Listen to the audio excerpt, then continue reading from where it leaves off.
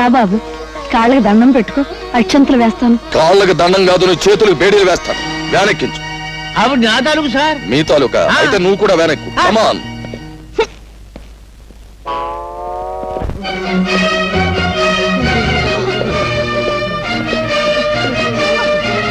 ఎవరు వీళ్ళంతా? ఆడవాళ్ళు సార్, పాప ఆల్ విడోస్. అయితే ఇక్కడికి వచ్చి ఏడుస్తారే? ఎక్కడికి వచ్చి ఏడుస్తారు ఎందుకు? ఈవిడ మా అమ్మగారండి.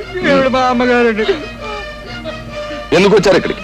ఆ మాయగాడి కమ్యూనిటీ వాళ్ళు హరికథలు చెప్పి వీళ్ళందరినీ భక్తులుగా మార్చేశాడండి. ఆ భక్తితోనే వీళ్ళు ఇక్కడికి వచ్చారండి. సరే, ఆ పని మీద ఇక్కడికి వచ్చిన వాళ్ళ రూల్ ప్రకారం అరెస్ట్ చేయాలి కదా. Do it. మా అమ్మల్ని మా చేతులతో అరెస్ట్ చేయడం అంటే మాకు చేతులు రావడం లేదండి. చేతులు రాకపోతే ఏదైనా పుచ్చుని వదిలేయండి. కన్న తల్లి దగ్గర లంచం. చూడు సత్యబాబు, నువ్వు అటు వెళ్ళు, నువ్వు ఇటు రావాయి. ఇప్పుడు సరిగ్గా చూడండి, మీ ఎదురుగా ఉన్నది మీ తల్లులు కాదు కదా?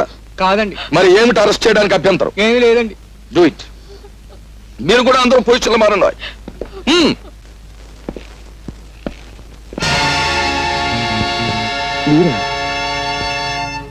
ఏదైనా పోగొట్టుకోవచ్చు కానీ ధైర్యాన్ని మాత్రం పోగొట్టుకోకూడదు.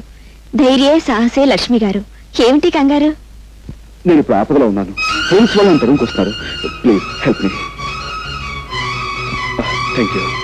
రండి, మీరు దీని చాటు నిలబడండి, మీకేం భయం లేదు.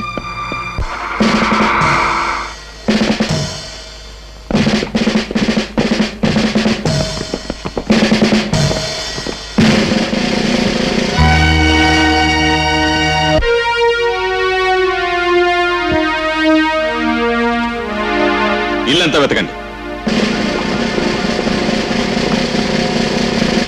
ఏమిటి నాన్న ఇది? ఈ ఇంట్లోకి ఒకటి ప్రవేశించాడమ్మా. ఈ ఇంట్లోకా? నువ్వు లోపల ఎక్కడో ఉండుంటావు. లేదు నాన్న, పని మనిషి ఇప్పటివరకు కిందే ఉంది. ఆ మనిషి వచ్చింది నేను చూశానమ్మా. ఒకవేళ మీరు పొరబడ్డారేమో నాన్న. ఒక విషయం నీకు తెలియదు గనక చెప్తున్నాను. కోర్టులో చెంచల హత్య కేసులో దొంగ సాక్ష్యం చెప్పి మనకి సాయపడినవాడు ఇతనే. సావధానంగా ఆలోచించమ్మా. ఆ రోజు నీ భర్తను రక్షించమని అడిగావు. ఈ రోజు నీ భర్తను రక్షించుకుంటావో లేక వేరెవరి కోసమో ప్రాణదానం చేస్తావో బాగా ఆలోచించమ్మా. అతన్ని గురించి నీకు తెలియదమ్మా. నిజంగా రక్షణ కావలసి వాడిని ఇంట్లో దూరలేదమ్మా. హత్య జరిగింది ఇక్కడేనని నీకు నాకు తెలియజెప్పటానికే వచ్చాడు. ఈ కేసే తవ్వబడితే నువ్వు లేవు, నేను లేను, ఆఖరికి నీ భర్త కూడా ఉండడు. ఒక్కసారి ఆలోచించమ్మా. అతన్ని మనం పట్టుకోవాలి.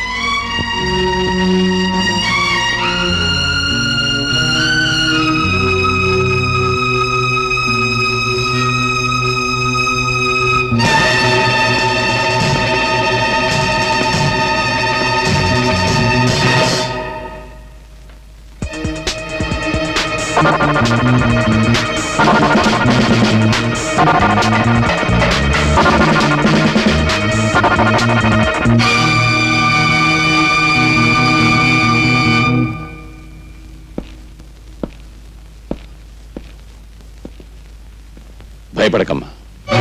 ఆ కుర్రాడి చెల్లెలు నా చేతుల్లో ఉంది. ఆమె కోసమైనా వాడు రాకా మానడు. వచ్చాక నా చేతుల్లోంచి తప్పించుకుని లేడు.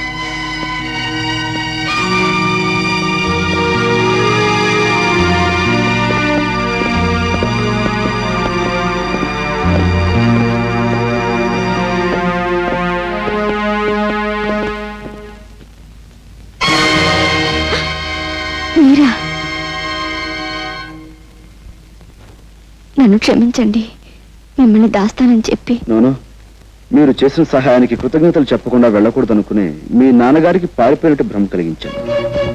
మీ తండ్రి కూతుల సంభాషణ విన్నాను.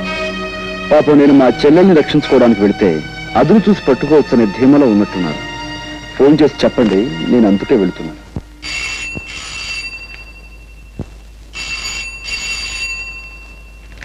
అమ్మా సావిత్రి, మీ అన్నయ్య అనుకుంటాను. ఫోన్ ఎత్తు. మా అన్నయ్య. హలో, నేనమ్మా అన్నయ్యని. అన్నయ్య, నేను ఇక్కడ.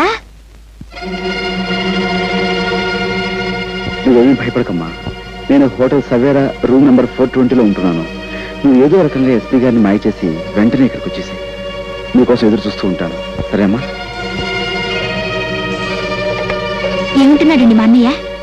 నువ్వు ఇక్కడే ఉండమ్మా. ఇంకో అరగంటలో నువ్వు మీ అన్నయ్యని కలుసుకునే ఏర్పాటు చేస్తాను.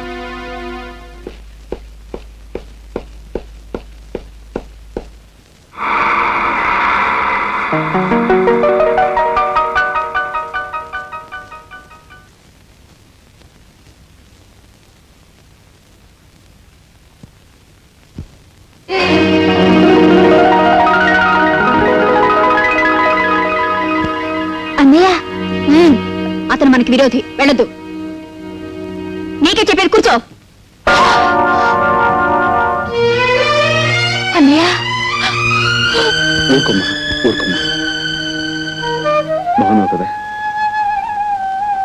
అన్నయ్య, ఆయన ఉమ్.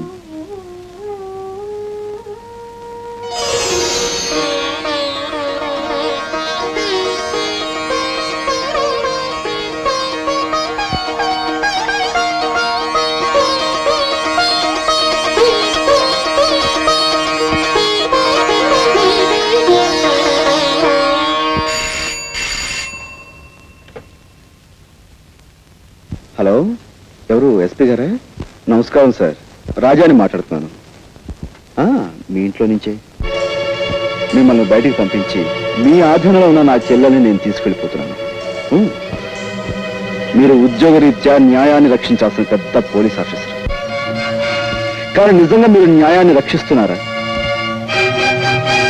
No sir. హత్య చేసిన మీ అల్లుని రక్షించారు, మీ కూతురు జీవితాన్ని ఉద్ధరించారు. అందుకోసం ఓ అమాయకుడి హంతకుడుగా మార్చారు, అతనికి శిక్ష పడేలా చేస్తారు. ఇది న్యాయం అంటారా? ఇది ధర్మం అంటారా? సార్, ఒక్కసారి మీరు వేసుకున్న కాకి బట్టల వంక చూసి ఆలోచించండి సార్.